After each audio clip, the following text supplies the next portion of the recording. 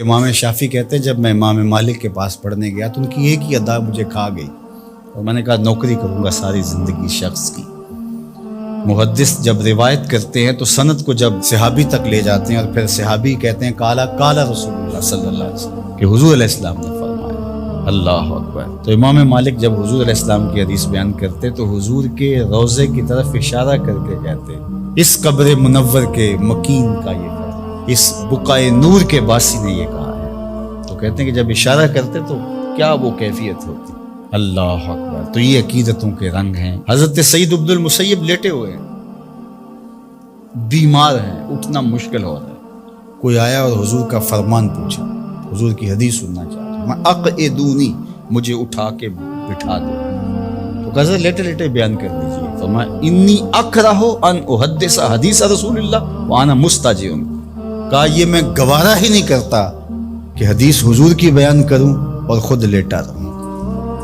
امام مالک کی دہلیز پہ اگر کوئی شخص آتا تھا تو اسے پوچھتے تھے کیا کام ہے۔ اگر وہ کہتا کہ میں حضور علیہ السلام کی حدیث سننی ہے آپ سے، تو فرماتے کہ پھر تھوڑا انتظار کرنا ہوگا، مجھے غسل کر لینا۔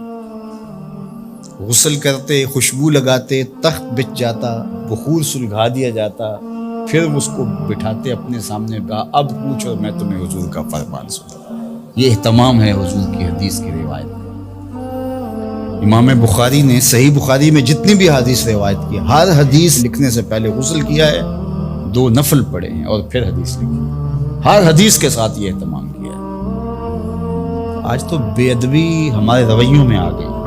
وہ ایک زمانہ تھا کہ ایک شاعر حضور کے روضہ انور پہ گیا تو پرانی مسجد نبوی کی تصویریں آج کل تو دستیاب ہیں، آپ اس کو دیکھ سکتے ہیں۔ 2 کھجوریں تھی گنبد خضرا کے ساتھ، تو اس شاعر نے 2 کھجوروں کو حضور کے روضہ انور کے سامنے کھڑے ہوئے دیکھا تو اس نے اپنے انداز سے نظم کیا کہ کب ہیں درخت گنبد شہ والا کے سامنے، مجنوں کھڑے ہیں خیمہ لیلا کے سامنے۔ لوگوں نے کہا کمال کر دیا، کیسا تخیل پیش کیا۔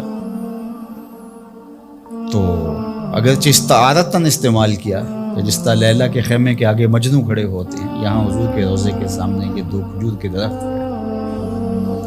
تو ان دنوں میں اعلیٰ حضرت امام اہل محبت امام شاہ احمد رضا خان فاضل بریلوی بھی وہاں موجود تھے۔ تو کسی نے جا کے ان کو یہ شعر سنایا تو آپ کی رگے غیرت اور رگے حمیت بھڑک اٹھی۔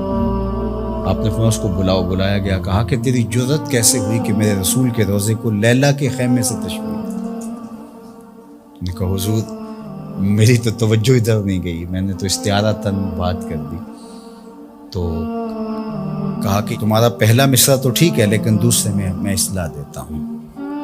اس نے کہا ارشاد تو آپ نے اصلاح دی۔ اس نے کہا تھا کب ہیں درخت گنبد شہ والا کے سامنے، مجنوں کھڑے ہیں خیمہ لیلا کے سامنے۔